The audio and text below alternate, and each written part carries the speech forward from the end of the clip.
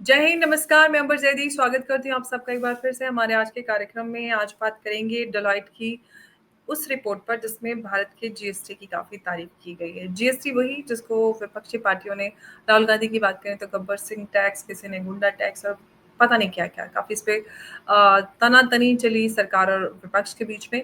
लेकिन डेलॉयट की इस रिपोर्ट से ये पता चलता है कि किस तरह से भारतीय कंपनियों ने जीएसटी को अपनाया है और ये एक सक्सेसफुल ये कदम मोदी सरकार की तरफ से रहा। इस पर डिटेल में हम चर्चा करेंगे हमारे आज के मेहमान से। उमेश जी, स्वागत है आपका। जय हिंद, नमस्कार।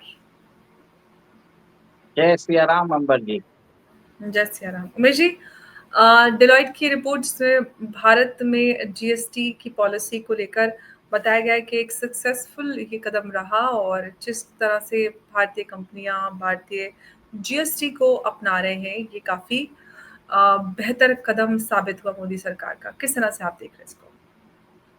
देखिए, आपने जिस हिसाब से बताया है, हमारे जो लीडर ऑफ द ऑपोजिशन हैं, उन्होंने एक बार जीएसटी को गब्बर सिंह टैक्स बोला था।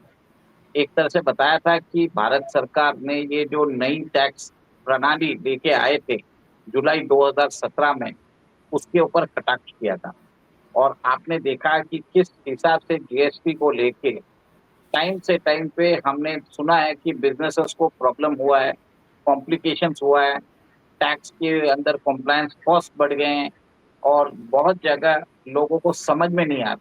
जैसे देखिए, कोई भी प्रणाली पहले आती है ना, तो उसके अडेप्टेशन में बहुत टाइम लगता है और GST was very much required. इसके लिए क्या हुआ, देश के अंदर एक यूनिफाइड टैक्स सिस्टम आ गया। पहले कोई भी बिजनेसेस को अगर देखा जाता था तो उसको वैल्यू एडेड टैक्स भरना पड़ता था, फिर उसको ऑक्ट्राई भरना पड़ता था, फिर बाद में उसको सेंट्रल जीएसटी भरना पड़ता था। बहुत सारे प्रॉब्लम्स होते थे।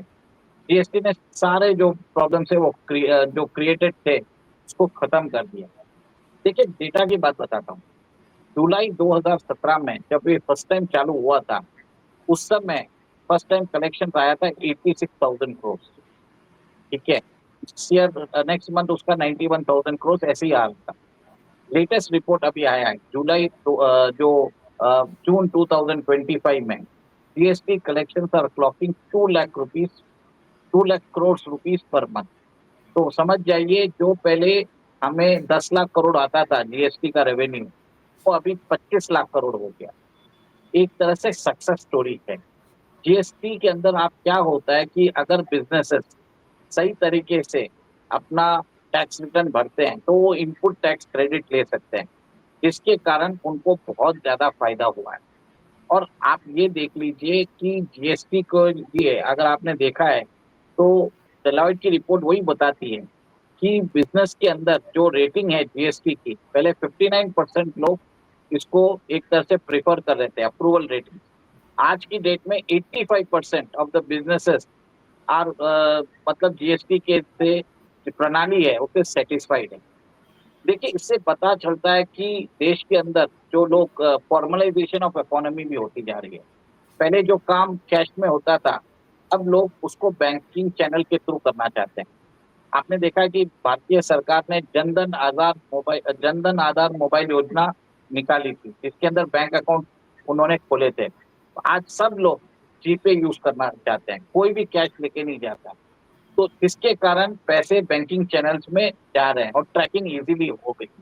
अब कोई भी एक तरह से जो टैक्स होता है वो एक तरह से उसको छुपा नहीं सकता। सेकेंड, आपने याद होगा कि नवंबर 2016 में मोदी सरकार ने डीमोनेटाइजेशन किया था। डीमोनेटाइजेशन करने के बाद बहुत सारा पैसा बैंक जो कैश में होता था वो बैंक में डिपॉजिट हुआ, तो उसके कारण भी टैक्स बेस बढ़ा था। इनकम टैक्स के बेस तो बढ़े थे, जीएसटी का टैक्स बेस भी बढ़ना चालू हो गया। आज जो 2 लाख करोड़ का जो मिनिमम रेवेन्यू आ रहा है, ये सब उस सारे मेजर्स के कारण आ रहा है, जिसमें लोग बैंकिंग चैनल के थ्रू ट्रांजैक्शंस कर रहे हैं। आप ये सोचिए ना कि अगर आप किसी चाय की दुकान में जाएंगे, आप उसको कैश देंगे तो भी बोलेगा भाई साहब आप जीपे कर दो। तो कैश का तो जो उपयोग है बहुत कम हो गया। छोटे से छोटे लोग आज एक तरह से जीपे यूज कर रहे हैं, यूपीआई यूज कर रहे हैं। तो ये भारत के अंदर डिजिटलाइजेशन हुआ है। डिजिटलाइजेशन के कारण कैश का यूसेज कम हुआ है, बैंकिंग चैनल से ज्यादा हुआ है। बैंकिंग चैनल्स के कारण सब चीज ट्रैक हो रही है, गवर्नमेंट सब चीज को ट्रैक कर रही है, जिसके कारण टैक्स कलेक्शन भी बढ़े। आप ये भी देखिए ना कि जिस हिसाब से गवर्नमेंट ने, आपको ध्यान होगा जब स्टार्टिंग में आया था, बहुत सारे बिजनेसेस को तकलीफ भी हुई थी। अब बहुत लोगों ने ये शिकायतें की थी कि छोटे धंधों को कम बंद कर दिया गया है, छोटे कारोबारियों पे मुसीबत है, कहाँ से वो इतना टैक्स भरेंगे, कैसे छोटे कारोबारी चलेंगे। लेकिन आज तो उसके उलट तस्वीर नज़र आती है। इनफैक्ट रेहड़ी-पटरी, चाय, पान-बीड़ी, सिगरेट और खाने-पीने, छोटे-छोटे काम करने वाले, रिक्शे वाले, इनफैक्ट भिखारी तक यूपीआई कोड लेके घूमते हैं सड़कों पर दिल्ली में।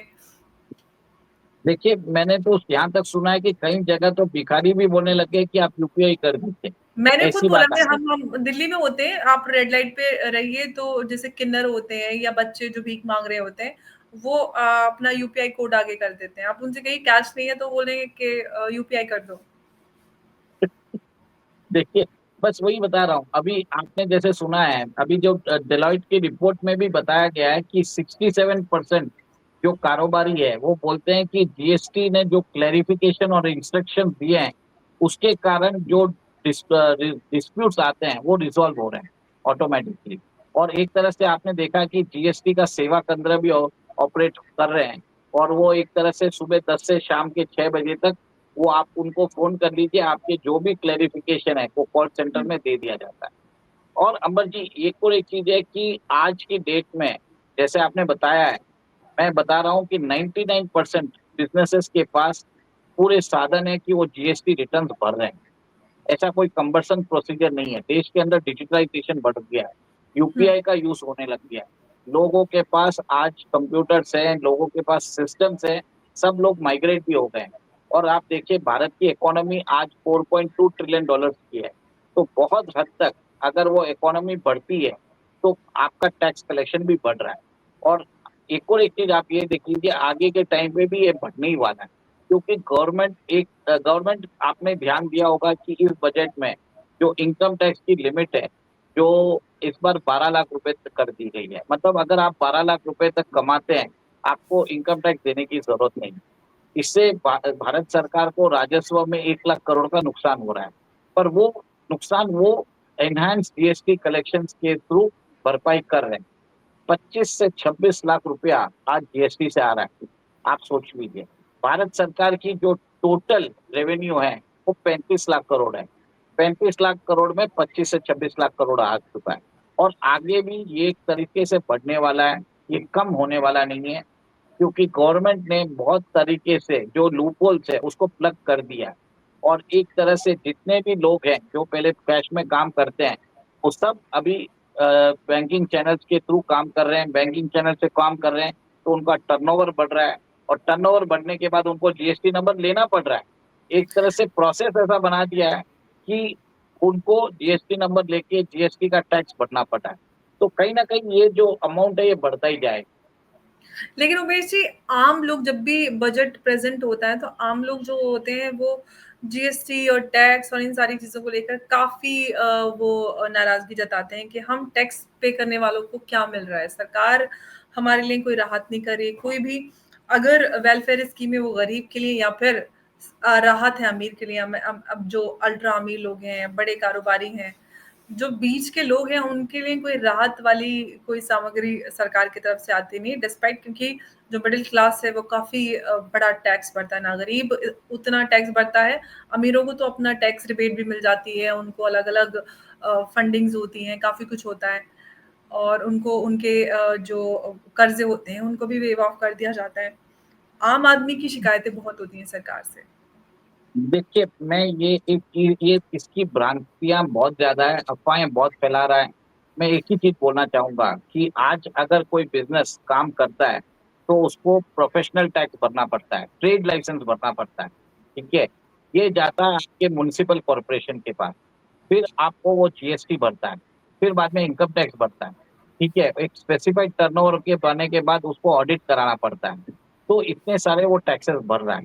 ऐसा कुछ भी नहीं है कि बिजनेसेस टैक्स नहीं भरते, उनका कंप्लायंस बढ़ गया है। कंप्लायंस के कारण आपको टैक्स आ रहा है, और जो जो जीएसटी जो जो दे रहा है वो सब लोग दे रहे हैं। ऐसा नहीं है कि वो भिखारी भी दे रहा है और वो करोड़पति भी दे रहा है, और करोड़पति जितना ज्यादा खर्चा कर रहा है जीएसटी के टैक्स उतने ही ज्यादा भी है उनके ऊपर, क्योंकि गवर्नमेंट ने जो आप जो बोलते हैं मिडिल क्लास या लोअर क्लास के लिए जो होता है, मासेस की जो यूज करता है आइटम, उसके जो टैक्सेस है कम करे हैं, और लग्जरी गुड्स पे टैक्स ज्यादा है। तो जिसके कारण मैं ये नहीं मानता कि अमीरों को टैक्स नहीं भरना पड़ता है, अमेरिका को टैक्स ज्यादा भरना पड़ता है। इनफैक्ट ऐसा है कि लोग आजकल, आप समझ लीजिए, आईफोन अगर भारत में अगर समझ लीजिए उसका दाम 1.5 लाख रुपए है, आप वो वही फोन दुबई में 1,15,000 1,20,000 में ले सकते हैं। फर्क इतना है। और इसके लिए वहां से लोग आईफोन बाहर से ही लेके आते हैं, भारत में कम लेते हैं, ये भी बता देता हूँ क्यों। सेकंड, आप ये सोचिए ना कि भारत के अंदर जो इनकम टैक्स की जो लिमिट थी वो भी तो इंक्रीज की है। आप पहले जो लिमिट थी 7 लाख रुपए की थी, उसको 12 लाख किया है। तो फायदा किसको हुआ है? ये फायदा हुआ है मिडिल क्लास को। 5 लाख रुपए एक्स्ट्रा उनके जेब में आ गए हैं, जिसके ऊपर वो टैक्स नहीं भरने वाले। डिस्पोजेबल इनकम बढ़ाया, और वो जब वो डिस्पोजेबल इनकम बढ़ता है और वो खर्चा करेंगे, तब वो जीएसटी भरेंगे। तो गवर्नमेंट उस रेवेन्यू को जीएसटी के थ्रू लेगा। तो आप ये देखिए, इसके अंदर मास कंजम्पशन को बढ़ावा दे रहा है गवर्नमेंट। तो ये सब गलत बात है कि सिर्फ छोटे लोग भर रहे हैं और बड़े लोग नहीं भर रहे हैं। और अगर बड़े लोग भर भी रहे हैं, अगर उनको उनका कोई टैक्स माफ नहीं किया जा रहा है, इनफैक्ट गवर्नमेंट उनसे टैक्स ले भी रहा है। आप ये टैक्स नहीं, देखिए सब। मैंने कर्जे की बात की कि कर्जा उनका वेव ऑफ कर दिया जाता है, माफी हो जाती है। वो सारी चीजें, एक देखिए सवाल जनरल अक्सर लोग करते हैं जब भी कोई बजट प्रेजेंट होता है, तो यही सवाल करते हैं कि आम आदमी पे बहुत ज्यादा बाहर पड़ता है। देखिए आम आदमी पे भार तो पड़ रहा है, मैं मानता हूँ, बट ऐसा है कि सारे आम और खास सबके ऊपर पड़ रहा है। और अगर कर्ज माफ हो रहा है, तो कर्ज वैसा कर्ज हो रहा है जो कांग्रेस के टाइम पे दिया हुआ वो कर्ज है, उसका रिकवरी नहीं किया जा सकता। कांग्रेस के टाइम पे टेलीफोन बैंकिंग होता था। कोई एक ऑफिशियल बैंकिंग ऑफिशियल्स को एक तरह से निर्देश देता था कि आप विजय माल्या को लोन दे दीजिए, ठीक है। तो वैसे लोगों को लोन दिया गया जो जिन्होंने अपने एम्प्लॉयज को सैलरीज नहीं दी, जबकि उन्होंने बिकिनी मॉडल के लिए ऊपर शूट करने के लिए उनके पास पैसे थे। उनके पास पैसे थे लेविश पार्टीज थ्रो करके अपना बर्थडे सेलिब्रेट करने के। ये विजय माल्या जैसे लोगों को पैसे दिए गए, जिसके कारण उनकी कंपनीज भर नहीं पाती थी, तो वैसे भी वो जीरो हो गए। तो कहीं ना कहीं वो देखते हैं कि जो एसेट की इंट्रिंसिक वैल्यू होती है, इसलिए भारतीय सरकार ने इंसॉल्वेंसी एंड बैंक्रप्सी कोड लेके आए हुए, जिसके कारण ऐसे लोन्स को रिकॉग्नाइज किया गया। और ऐसे पैसे, इनके ऐसे भी पैसे आने वाले नहीं है।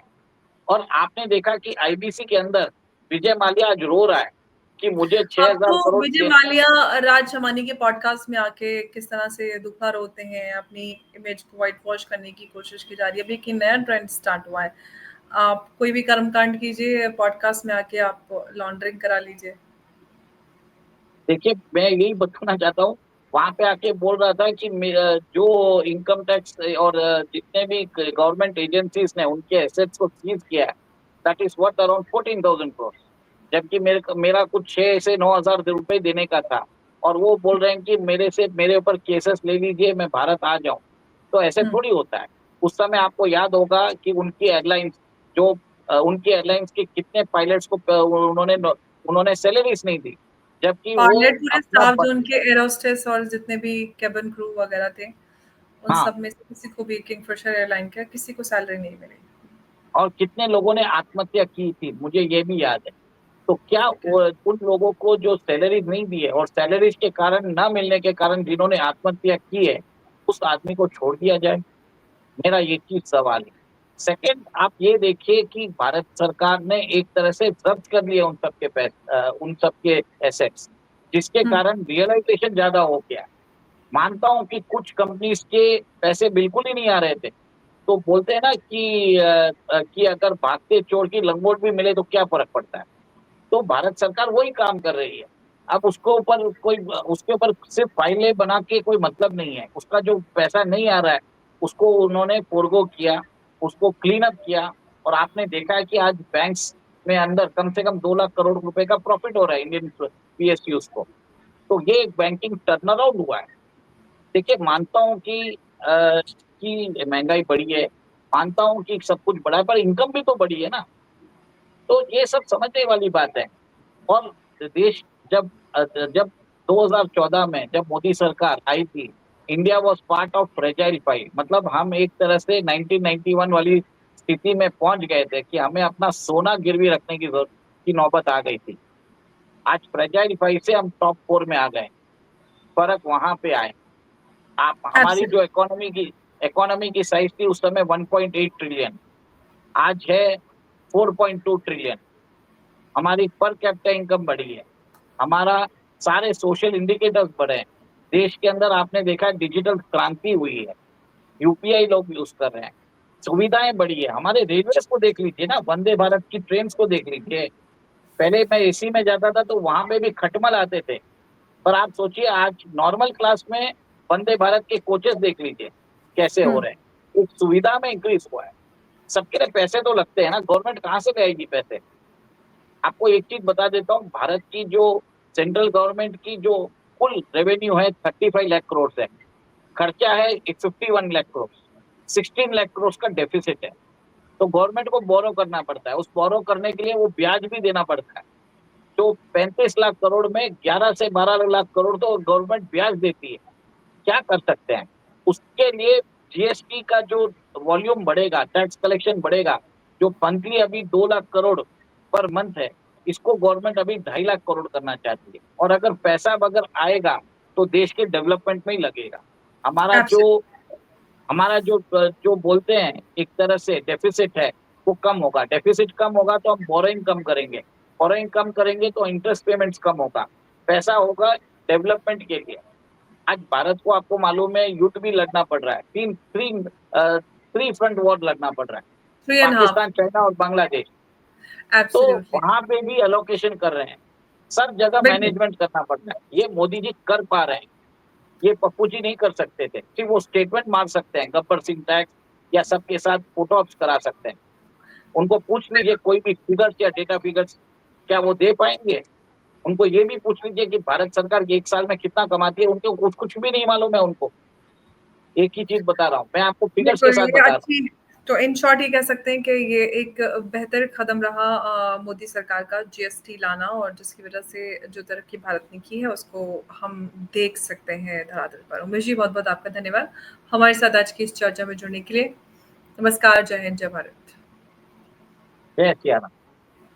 जय सिया राम।